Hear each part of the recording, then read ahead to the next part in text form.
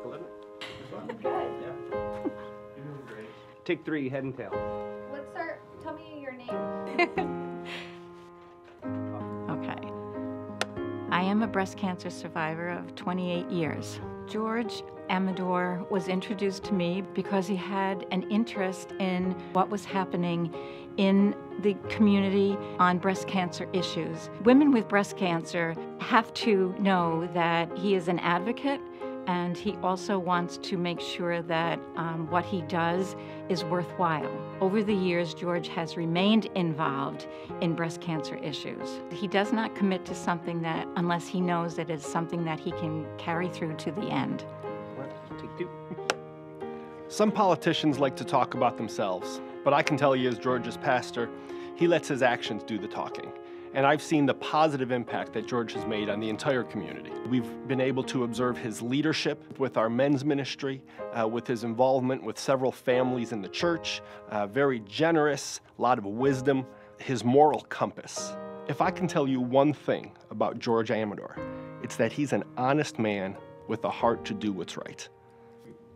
I've known George about 25 years. When Hurricane Irene happened several years ago, when the recovery process began in Rotterdam Junction, I remember George called me because he had gone down to volunteer. And George says, if you saw what I just saw in Rotterdam Junction, you would cancel your picnic, get your friends and family, and come help these poor people in Rotterdam Junction. But I have to say, if it wasn't for George picking up the phone and telling me that story and asking us to help, we really wouldn't have done it.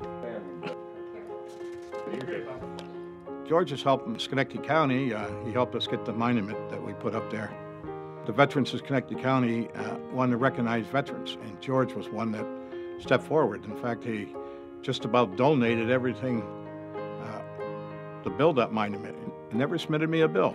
And George said, it's for my family and everything else for what we think of the veterans, because his grandfather was a veteran. In fact, his grandfather's on the wall. So George has always been there for us and for the veterans in our area. So I'm very proud of him. You can say anything you want. Anything? I didn't grow up with a father, so he's always been like a father figure for me, you know. He showed me, first of all, he got me on the right path in my life. And he just showed me how to be a man, how to grow up, how to do the right thing, how to stand up for what you believe in, how to be honest and trustworthy. He's a great role model, good example of how to raise a family in the future. I can honestly say, since I've met George, my life has done nothing but get better.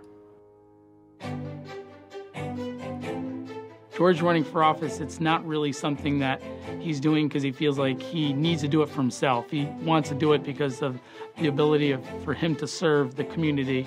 Running for politics isn't a job for him, and he just really has a servant's heart. Our community can count on George Amedore, and we need that kind of representation in our government.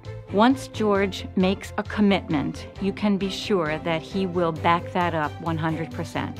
As someone who has lived here his entire life, he wants to see New York and the Capital Region be a better place. George cares about people in general, and especially veterans. He believes in that this is our country, and we should thank our veterans for what they do, and George does that.